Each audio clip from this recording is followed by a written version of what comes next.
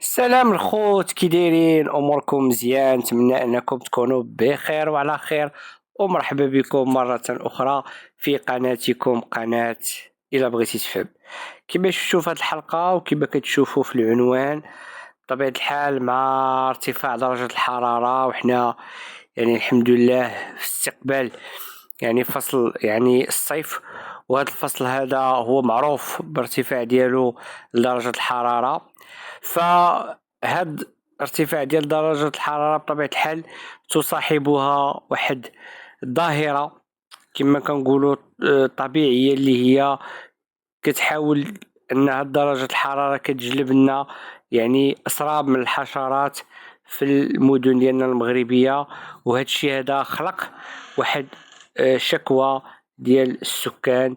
فبغينا نتكلموا على هذا الموضوع، نعرفوا شنو هاد الامور اللي بانت في بعض المدن المغربيه، ان عديد من المناطق والمدن المغربيه هاد الايام وتزامنا مع ارتفاع درجه الحراره والاجواء يعني الربيع على وقع يعني انتشار كبير للحشرات الطائره والمضره التي يشتكي المواطنون من كثرتها في الأحياء السكنية والفضاءات الخضراء والمحيط، بعض المجاري المائية والنقط السوداء.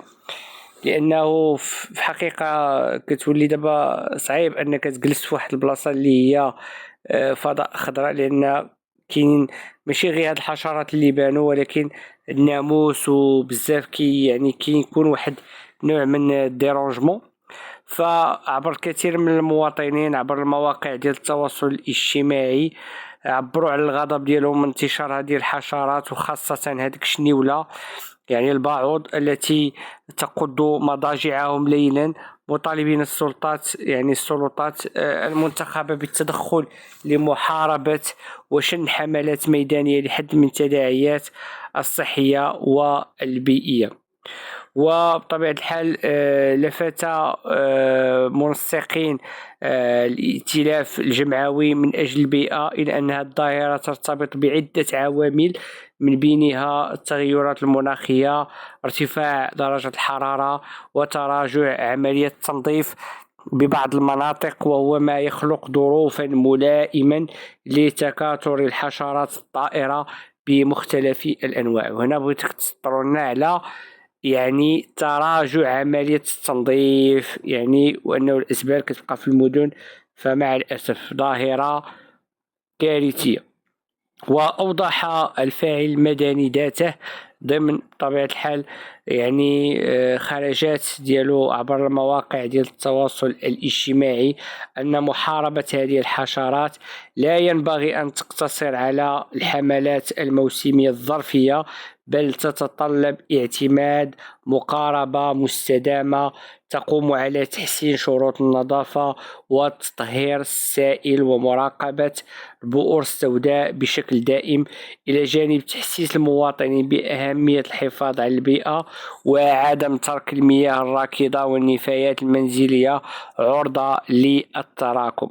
يعني خلاصة القول، عصارة القول، ان فاش كنشوفوا بحال هاد الظواهر ديال تكاثر الحشرات، فهذا الشيء كيرجع الى يعني النظافة، وكيرجع الى يعني ان البيئة خصها تكون سليمة، وخصها تكون هناك نظافة في الأحياء ديالنا، ما يكونش العكس. لأنه إلا كان العكس كنشوفوا بحال هاد الظواهر البيئية التي يعني كتقلق راحة المواطنين. فبطبيعة الحال أن الجماعة الترابية ملزمة بطبيعة الحال بتكثيف الحملات خلال هذه الفترة، ولا سيما في البؤر السوداء، من أجل منع تكاثر الحشرات في هذه الظرفية التي تعرف ارتفاعا في درجة الحرارة.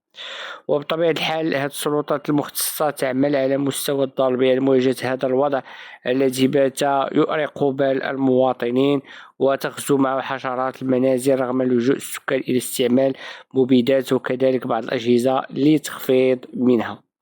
فكذلك نائبة العمدة ديال الدار البيضاء موفى لها قطاع الصحة أن الجماعة تضع أمر بعين الاعتبار، وهو ما جعلها بالتنسيق مع مختلف السلطات والشركة التنمية المحلية للدار البيضاء بطبيعة الحال للبيئة، تنظيم حملات لرش المبيدات ومعالجة عدد من النقاط السوداء التي تشكل بيئة مناسبة لتكاثر الحشرات، خصوصا قرب القنوات الصرف الصحي والمياه الراكدة المهملة.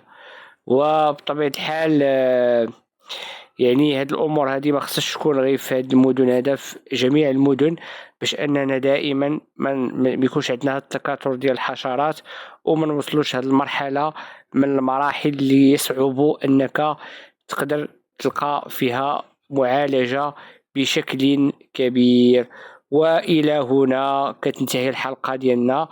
أملي فيكم أنني نتلاقاكم في الحلقة المقبلة إن شاء الله مع موضوع جديد، مع معلومة جديدة، وإلى اللقاء. وما نساوش كذلك أن نقول لكم عيد مبارك سعيد، اللي إن شاء الله غادي يكون عيد الأضحى يوم الأربعاء.